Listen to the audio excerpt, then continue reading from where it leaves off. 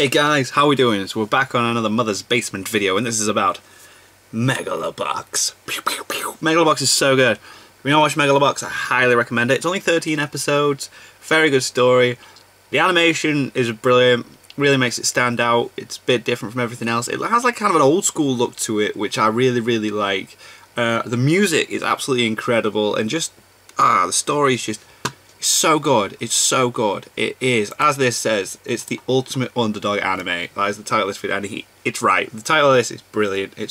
You're constantly rooting him on, and Gearless Joe. So anyway, let's get into this. MEGALOBOX, the ultimate underdog anime. MEGALOBOX is unquestionably the sleeper hit of the spring 2018 season, having beaten out even SAO Alternative as the most watched non-sequel anime in the US, according to Crunchyroll's recently released map. Awesome. And looking at every other source, MAL, Reddit, the weekly rankings on ANN, and right here on YouTube, there seems to be a consensus. This show is kicking ass, and people are taking notice. Even if the spring season wasn't packed to bursting with fantastic shows, that would be an impressive feat for any anime not based on an established manga or light novel to pull off. And MEGALOBOX is especially remarkable for how it bucks almost all modern anime trends and modern marketing wisdom, eschewing moe blobs and bishonen fuckboys in favor of a sketchy art style and character design straight out of the 90s. Brilliant. The show even forgoes the industry standard coat of HD polish, downsampling its footage to feel more authentically retro. And while there have been a lot of arguments back and forth about whether this approach is actually to the show's benefit, I know I'd love to see an HD remaster on Blu-ray to appreciate all the fantastic background art. You can't deny that the way MEGALOBOX intentionally handicaps itself makes it stand out from the crowd. It feels like an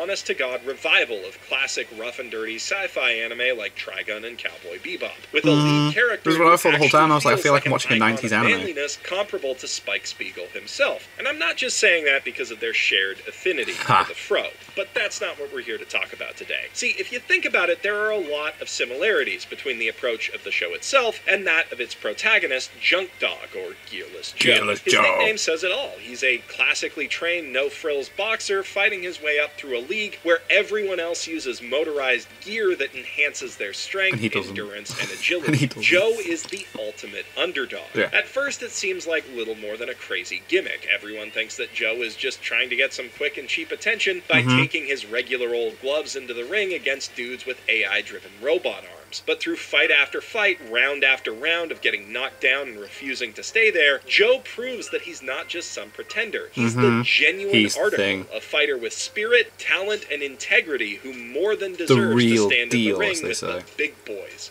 And he gets there after coming up from nothing. 9 episodes into the series, we know very little about Joe as a person or his past, although his jacket implies that he or someone close to him was in the military, and he represents a boxing tradition that most people have either forgotten about or think is obsolete. And despite having a deep respect for and love of the sport, Joe's never actually had a real boxing match that we know of. He's in the same position as the show, carrying the legacy of a once-beloved manga that hasn't really been relevant for decades, save for a few video game tie-ins and a mediocre live-action movie from 2011, and created by a director and pair of writers who've never run a TV anime before, though the director did storyboard 2 god-tier OPs, and there are some impressive veterans backing them up. The retro novelty of their approach is really the only thing that makes the show immediately stand out if you're not already a boxing fan.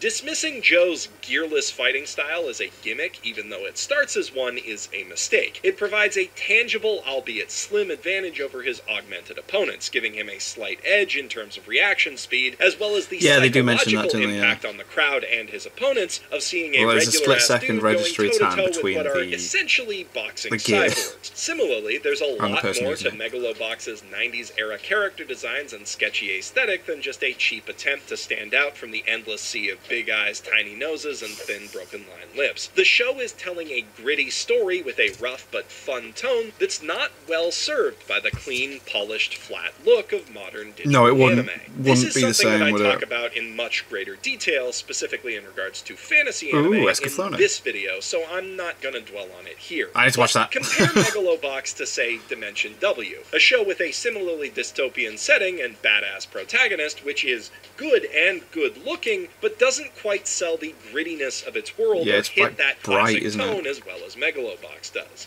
I know it's kind of an apples to oranges comparison, or like lemons to limes at best, but unfortunately we don't get that many shows that even try to hit that Trigun or Bebop tone, let alone succeed at it, and that's probably, at least in part, why Megalobox is getting so much attention. But the show wouldn't be sustaining that attention if it wasn't able to make it work, if it wasn't delivering on the fundamentals of direction, writing, acting, animation, and use of music that made those old series classics. Without legitimately great execution behind it, the show would be at best a forgettable retro throwback like rowdy sumo wrestler Matsutaro, or at worst a laughable disaster that gets knocked out of most to-watch lists in the first round of the season. It's had to prove with episode after episode that it has what it takes to be held up next to the greats, and maybe that's it's exactly not what as the great. character We'll need to does. see the final episode and final fight to really know either way, but it's gotten past the point where it could be humiliated just for even trying.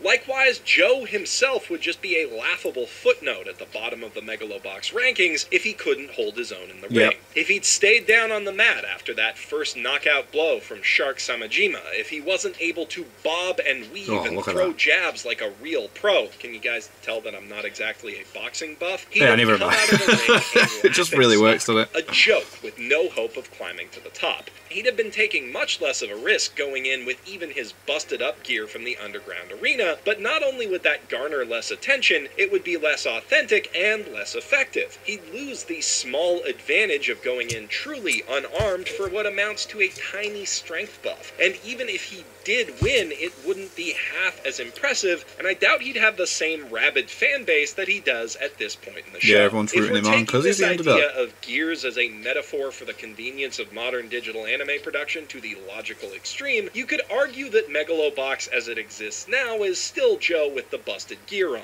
A truly uncompromising take on the series' retro vision would arguably have been made with real cells, real paint, and real paper on real film. But considering how few animators there are in Japan who are willing and able to paint or film cells anymore, and how the specialized equipment needed to do it has gone out of use, putting the series together that way would probably have been prohibitively expensive. And it still gets closer to that authentic retro feel than basically any other digital anime that I've seen attempted. Amazing. And like Gearless Joe himself, doing things the old-fashioned way, or as close to it as is feasible, is earning the show a very devoted and passionate following.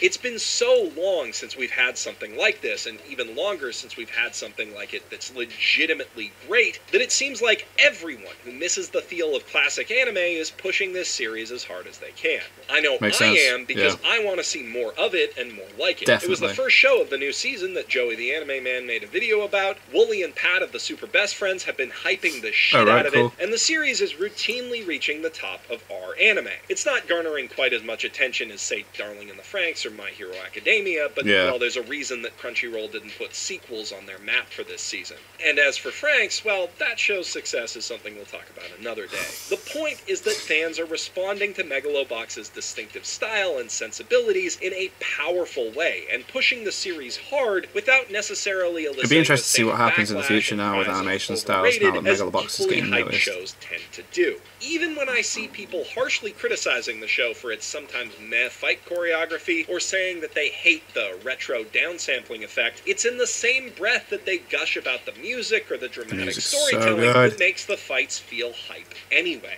It's not without its detractors, because there's literally no anime that's universally loved, and obviously I haven't performed a serious statistical analysis of how the entire community has reacted to it, but from what I've seen, almost everyone who's watching this show loves it, and they really want to see it succeed. Because Megalobox is the real deal, the genuine article. It's an anime whose sole aim is to tell a great story the way that it needs to be told. Unlike most anime airing today, Megalobox has never given me the impression that it wants to sell me anything aside from, well, itself on Blu-ray, and maybe a soundtrack CD. I am counting the days until that drops on June 27th. You guys are going to be hearing a lot of it in the background of my videos from then on. Sure, if they ever release, say, a high-quality figurine scene of Joe or Yuri or a fight promo poster or something like that, I am gonna buy that shit in a heartbeat, but not because these characters have been precision engineered to evoke feelings of moe or otherwise be marketable and cool. They are not typical anime cool figurine friendly designs, but I've come to love their personalities so much that I want to add them to my mountain of merch anyway, and put it close to Yuri the top was cool as well. Because as we hear time and time again throughout the show, Joe is the genuine article as well. The real deal. Every other significant fighter he squares up against has some ulterior motive, some personal vendetta, some gear that they're trying to sell to the general public, but not Joe. No. Joe just wants to enjoy win. a good, clean fight against a challenging opponent, and he wants to win it. That's what drives him, and it's what drives Yuri as well. It's brilliant. Yeah, Yuri at the end just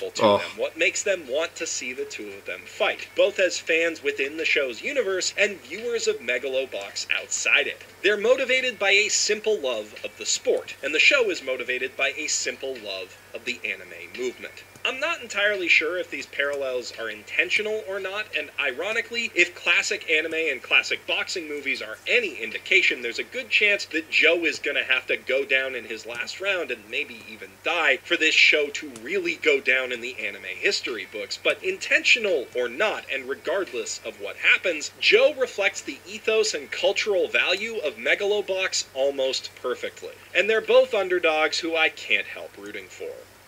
Obviously, a lot of Megalobox's appeal comes from the way that it evokes a simpler time, and today's sponsor, Dollar Shave Club, has a similar retro charm to it. Now, if you've spent more than 5 minutes on YouTube, you're probably aware that Dollar Shave Club will send premium razors straight to your door transition to every month for decidedly non-premium sponsorship. prices. That's weird though, the way he started saying that at the end made it sound like he's not finished the series before doing this video. Is the old-timey barbershop aesthetic of their packaging. And now Dollar Shave Club sells way more than just razors. It's only 13 episodes. I was really disappointed when I finished it because it was only 13 episodes. Got through it way too quickly.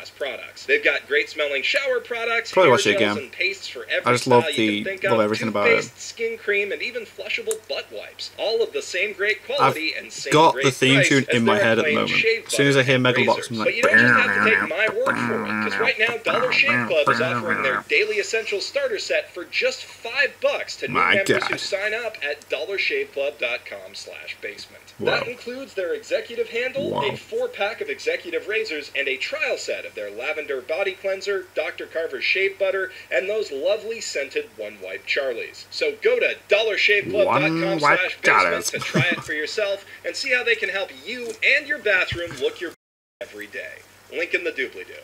I'm Jeff Thu, professional shitbag, signing out from my mother's basement. Love it. Megalobox. Brilliant.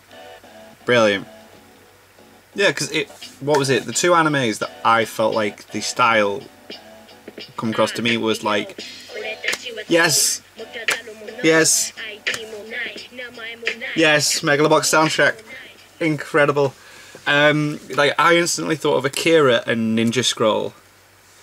Ninja Scroll with like the character designs, and then Akira with like the setting aesthetic and the effects they had with like sometimes the eyes would move in the light, or the bike could be going across the street and then you get the lights dragging behind it. I love it. Megalobox, if you've not watched it, what are you doing? Go check it out. 13 episodes, definitely worth a watch.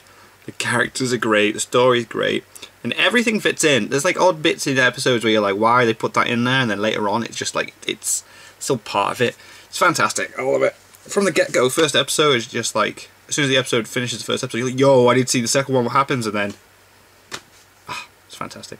But anyway, thank you guys very much for watching. What did you guys think of that? What did you guys think of this? Click like, subscribe if you haven't already. Leave comments down below, let me know what I should watch and discuss in future videos. And I'll see you guys, yes, all of you guys, next time. Bye.